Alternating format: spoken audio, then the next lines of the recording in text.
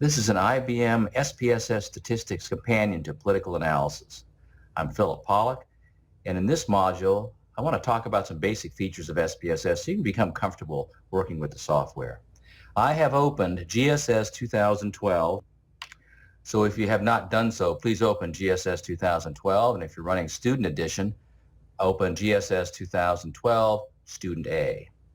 When you do, you'll get the dataset window that looks like this. In fact, there are two views of the data set. I have selected down here, you can see in the lower left-hand corner, data view. This is the view that SPSS sees when it analyzes the data. This is how the data is organized.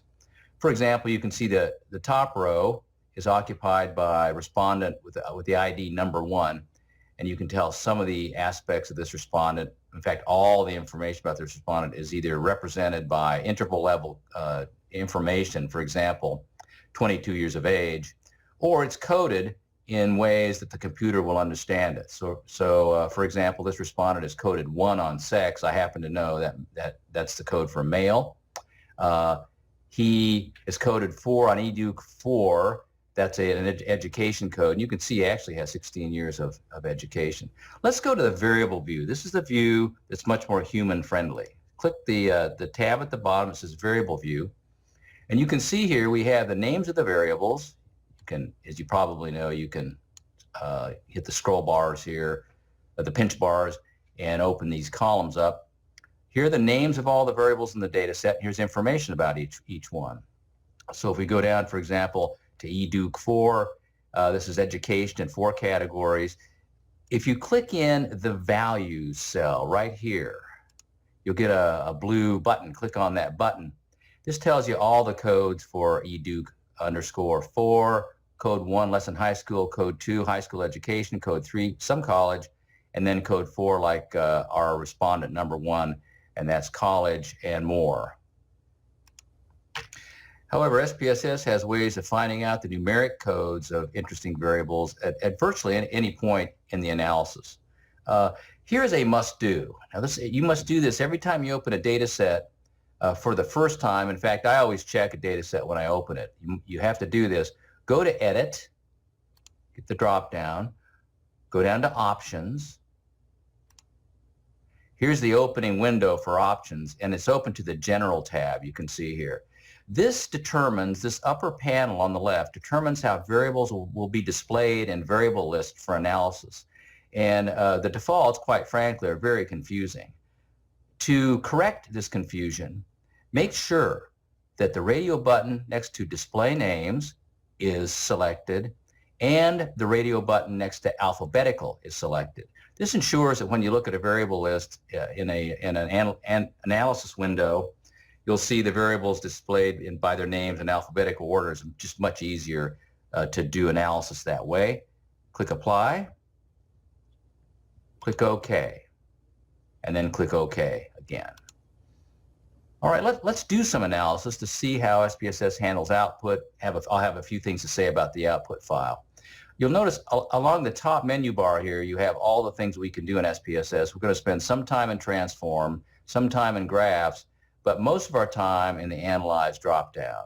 Just to do a simple analysis, click Analyze Descriptive Statistics and go over to Frequencies.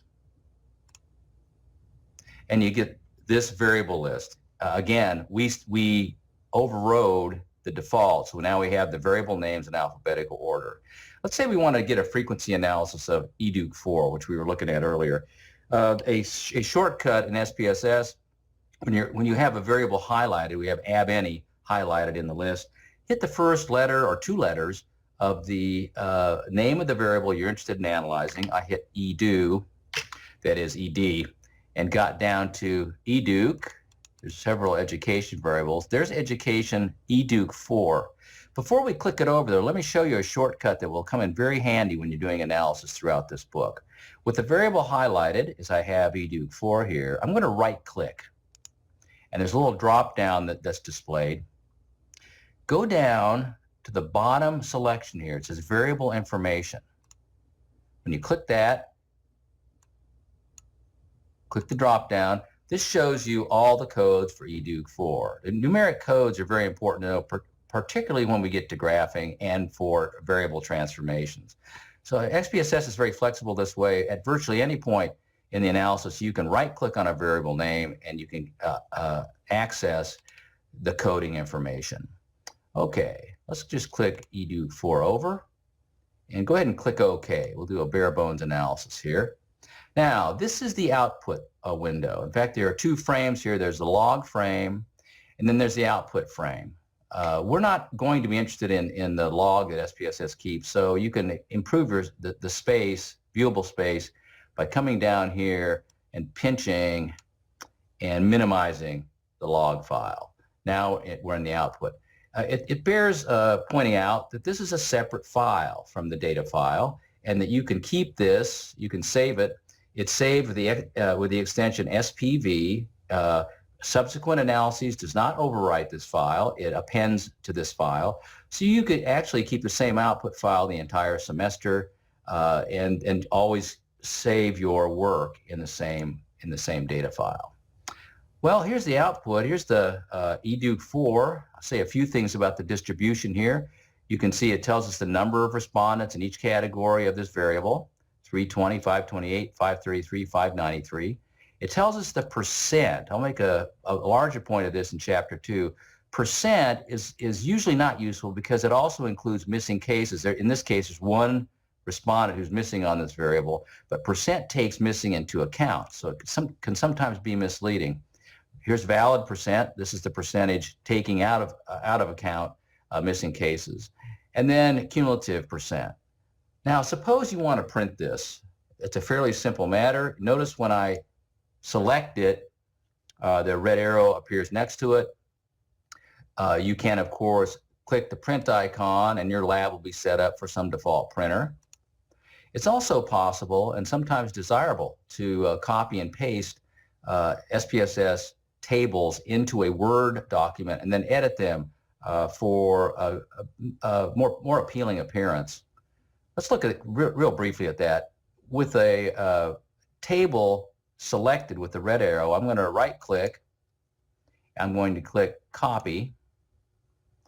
And then I'm going to go to a Word file and just paste that table in there.